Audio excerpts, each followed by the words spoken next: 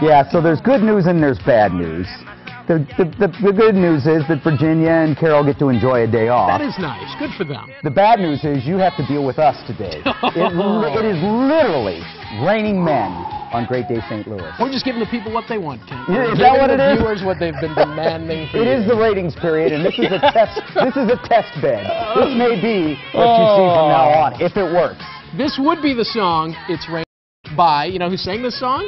No. The Weather Girls. And here, I'm going to go I know who wrote it. Do you know who wrote I it? do. I was going to go all Cliff Clavin on you, but go ahead. Paul Schaefer? Paul Schaefer of the CBS Dave Letterman Orchestra thingy. How about that? How about that? Brownie points for me. So there's rain out there right now, Yes. but we think it might be a little bit heavier later on. So this is a day that we need to pay attention to the weather, especially this afternoon and this evening when there's a risk of some severe storms. But it could be worse. Could be an asteroid. And apparently, there's no chance. NASA says a 100% chance that this close-passing asteroid today will indeed miss us. Have you heard about this? However, this is an astronomical near miss. Very close. Because 200,000 miles in infinite space is nothing.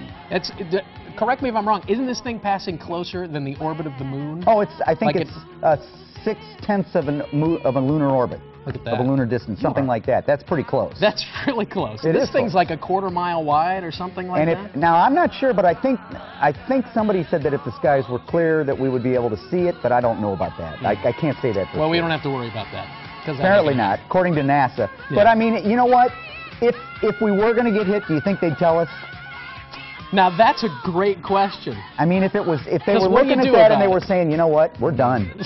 There's no way we're going to survive. think All so. the dinosaurs are going to be killed off.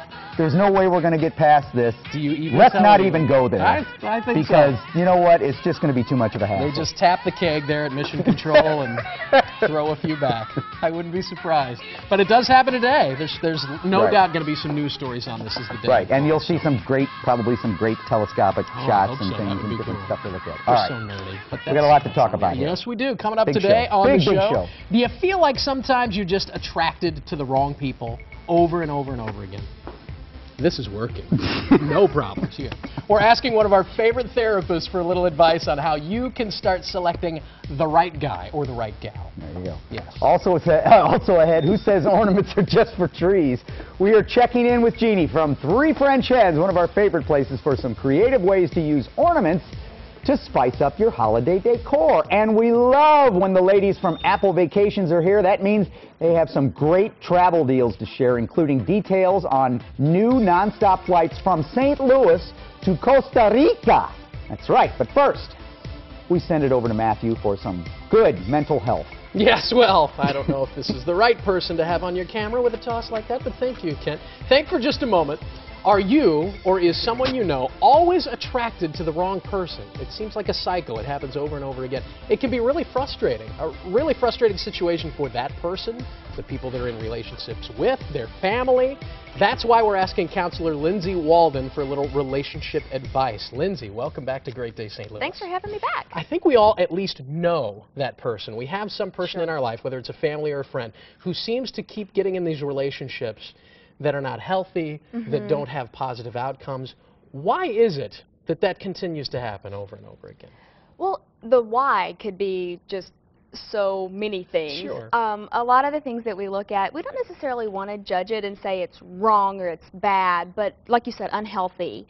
A lot of it could do with, cycles that maybe we've seen or things we've seen modeled in our past, but there's something that draws us in. If it's an attraction, some circumstance maybe that draws us together, we have some connection that starts off that combustion. And people on the outside looking in say, they have nothing in common, this could never work. And yet, you hear so often that opposites attract and variety is the spice of life. Is that not true?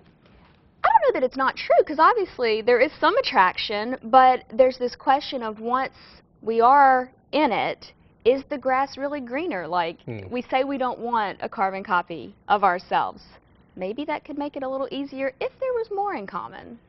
And sure, that's true. And yet, I think it's an interesting point that the differences sometimes are what kind of ignite a little passion maybe. Oh, sure. Or trigger that initial interest.